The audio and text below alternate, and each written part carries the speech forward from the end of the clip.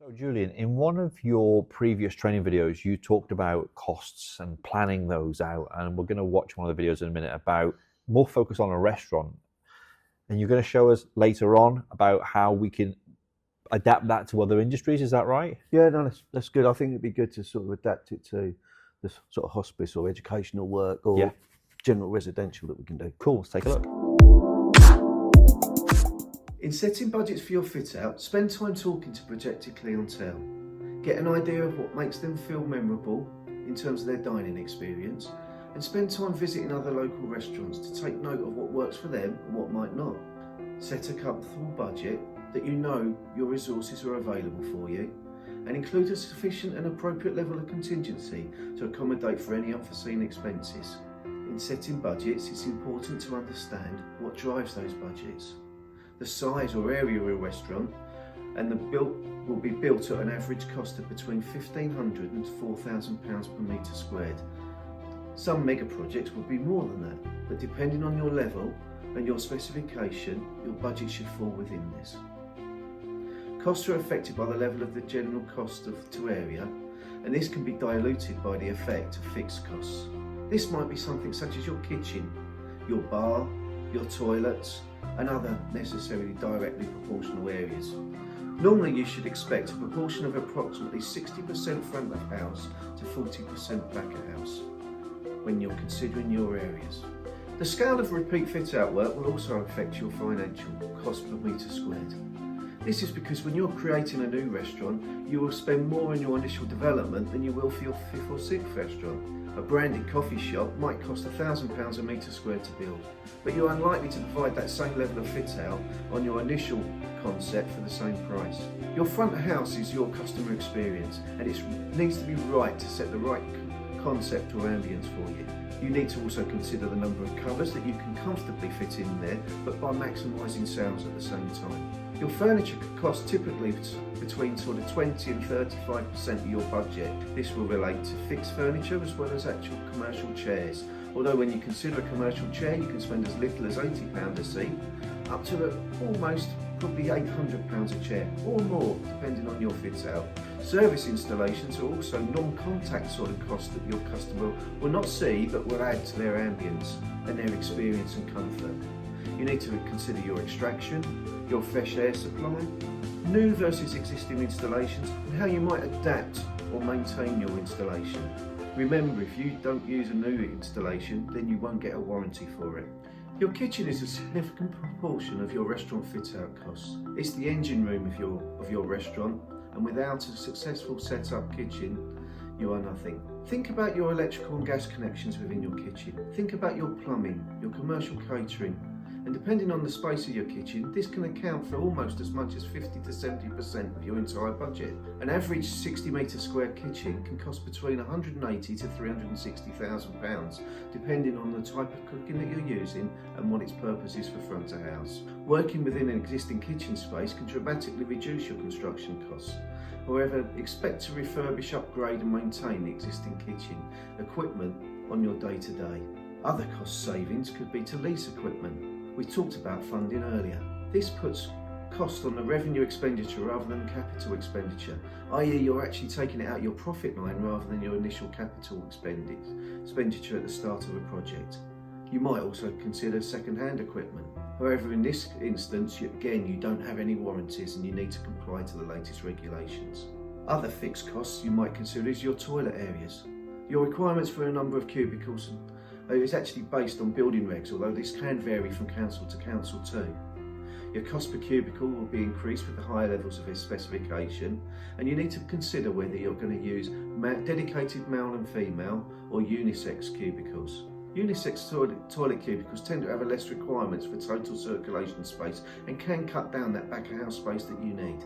In discussing the types of cost centres that can add to your cost of your unit, you need to consider the size, i.e. the floor space, the entirety of any new fit out versus renovating, any previous uses and reuse of the existing floor walls and ceiling finishes, or services, or even fittings and fixed furniture, any structural works that are required, your type of offer, your finishes for a fine dining restaurant will be more than your fast casual.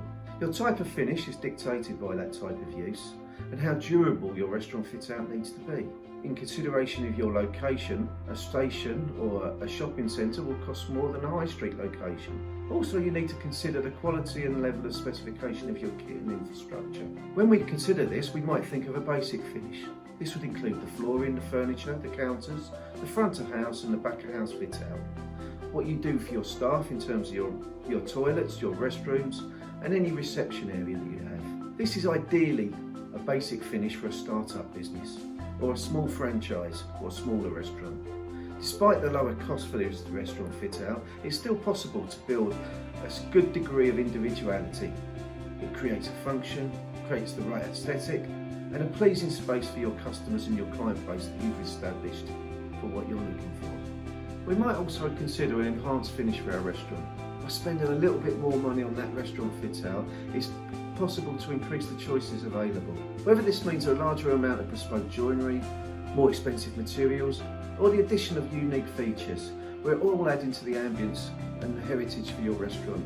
These defining features might impact your cuisine, and also spending more can help yield you some really stunning results. Hiring fine dining restaurants are usually a preserve of larger prestigious restaurants, which are targeting an audience for whom ambience, uniqueness, pedigree and exquisite quality are the hallmarks of desirable dining experience. A more luxurious restaurant fit out results in more luxurious costs as well. We need to target for our client customer base. So that video was focused on restaurants and hospitality. Quite heavy restaurants as well. Yeah. So how can you now take that information and adapt it to maybe like a hospice or a school and other projects that you've worked on? Yeah, I think the video there was very, very heavy. Yeah. Restaurant focused. Yeah, but it's part of what you do. But in terms of the context of what it was saying, I think the crux of it is all there. Okay. And when you're actually looking at your level of spend and your costings and that sort of thing, Yeah. you've got, primarily your level of specification. Okay. We talked about sort of lower, medium and higher specification in there. So your types of finishes, your touch points, that sort of thing. Okay. Okay. The fundamentals of size, pounds per square foot, Okay. as much as anything, and how that's incrementally affected or reduced, if you like, in terms of how that multiplies out by size. So let's take that into a hospice environment. I was going to say, have you got any examples? Okay. If we take that through, pounds per square foot, okay, will average through, but for any number of bedrooms that we've got there within the hospice, we probably only have the one sluice room. We'll only have the one nurse station, maybe two, maybe three, but it'll be proportional to the floor area that we've got there, Understood. or the number of floors and that sort of thing there. We're looking at the medical medicine storage and kitchens and things like that are the ancillary back of house, if you like, as it was on a restaurant. It's the ancillary back of house on a hospice. Okay. If we're looking at the educational sort of school side of things, we'd only have the one reception. Right. Okay. But we might have a number of classrooms. Yes. And that could be anything from sort of 6 to 12 to 20 or whatever it is for that school. We're looking at the play area that goes with it and how that proportionally sits within it. Okay. You're looking at your elements, if you like, in there of breakout spaces and interview rooms or whatever you want to call them through, heads offices, Okay. staff rooms. Yeah. You'd probably only have the one sort of food tech room, Yeah. but that's a more intense, if you like, cost than what a general teaching room might Yeah. be. Understood. And it's how those different bits are all put together Okay. and how that applies. Now, take the context of the restaurant that we did there Yeah. and consider those things, and that's how we can actually adapt it for a school or a hospice or residential or retail. So what's the next step from there then? Really, I think it's about engaging someone to help you professionally. Okay. And what we're looking to do is come into that sort of feasibility costings, which we sort of talked about a little bit earlier. Yeah. And how we put those together and how we develop those, and how you appoint your design team to the levels of design that you've got. Now, when you're first starting out, that level of cost planning Yeah. and allocation of costs would probably be at a much higher level of allowance, then the more detailed level of Understood. allowance as Yeah. you progress through the actual process. And it's making those design decisions as you go along and adjust and monitor and work with those. So is there anything that people should do before they get to you, or should it just be hire the professional? I think what you're really looking at is to look at your level of business plan, Okay. if you like, in terms of what that will allow you to most likely borrow, Right. or fund, Yep. depending on where you are in your sort of cash environment. Okay. Once you understand that, then allows you to then target what you're looking at to go forward. Mm. Like when we're working with the schools, Yeah. there's an allowance, if you like, per pupil Right. Okay. Yeah. That makes that sense. works into a business plan. Yes. That will then sit back and look how that works against either a rental or a freehold purchase. Right. Okay, before they even start spending money on what that facility is. And really, again, you're looking at elemental rates, because different rooms of different size Right. will have a different pounds per metre square cost, if you like, Right. Okay. because you're looking at your envelope. And Tell me about that. look at your envelope area of a What do you room. mean by envelope area? Your perimeter, Right. Okay. okay, and how that's actually treated. The more floor area you have for the same enclosure, if you like, Right. the cheaper it would be pounds per metre squared. Right. When you've got a smaller room, the impact of those walls is more on the pounds per square footage or Okay. pounds per square meterage than it is if it was a larger room. Right. Okay. Because you've got to allocate the cost of your walls, your windows, your doors, Yeah. and that sort of thing into anything. So you've got a cupboard. Fortunately, your cupboard would cost you a lot more than if it was part of a teaching room. Right. Okay. And I bet it's things that people just not even really considered before. Probably haven't thought about it in that way. Yeah. I've never. Well, I dare say they've considered it as an overall cost, but they haven't considered it in how that function and that design is put No, I together. would never have thought that, Harry Potter's cupboard is going to cost me the same price as Harry Potter's lounge, if you know what I mean, from cupboard to lounge Yeah. perspective. I would never have thought about that. And that's something for me to consider when I look to build my house. Yeah. I'm coming to you. I hope so. So when people are considering this, whether it be they're watching this for the first time and they go, do you know what, we are working with a hospice, or we've got a school that needs some renovation, Yep. or even, do you know what, we've got this old footprint of a restaurant and we're going to put a new restaurant in it. What things do we consider? And I picked up on that specifically because I know we've talked about that on previous podcasts where you've gone in and utilized existing space and features and things like that, and they come with a different cost. You've picked up well. You're learning. I am learning. I'm holding on to all of this. In terms of that, sometimes it looks cheaper just to go in and actually take an existing restaurant. Right. Okay, but depending on how you want to adapt that, could have a negative or a positive impact on your costs. Right. If you're prepared to keep the existing back of house as it is, Yeah. and what I mean by that is your kitchen, your service corridors, your toilets, and that sort of thing, and you're only changing colour, if you like, Yeah. at the front, and brand at the front, then that's going to have a good impact to actually take over an existing restaurant. Right. If you go over and take in an existing restaurant and decide, no, I want to change everything, and I've got to change the shape, and I'm going to change the plan and everything else, that would probably have a negative impact on you because you've got the strip out cost to start with. Right. Okay. Again, things you just don't think of.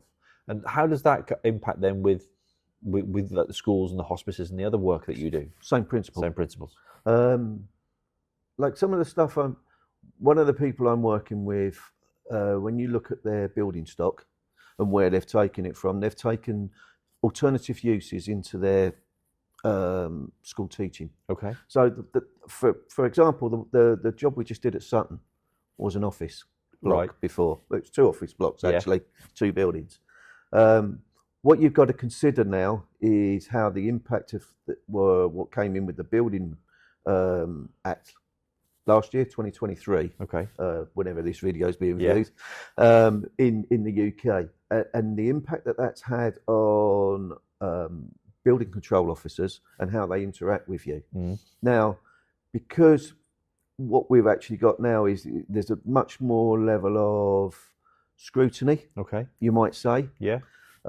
in what you're doing. You've really got to consider the impact. So we've had a change of use from an office to a school. Mm. I'm thinking that's still the existing building, Right. or I might consider it still the existing building. But we had to consider how we thermally upgrade for Part L all the exterior walls, Okay. and whether that is actually cost effective to do across the lease time of that school going into Of that course, office yeah. building.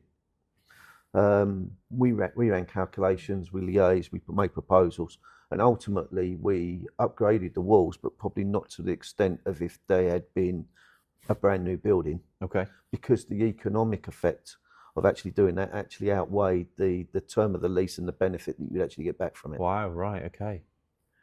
So if people are watching this and they're like, we've just blown their mind with some of these things that you've just shared, what's the best way to get in contact with you? I'm always good on my website, Yep. contact, LinkedIn, contact, or my email, and these should be flashing up hopefully at the bottom of the screen. Of course they will, as if by magic. If we can do that, that's good. Let's have some conversations with you and Yeah. see if we can help you. Awesome. Julian, thank you very much. Thank you.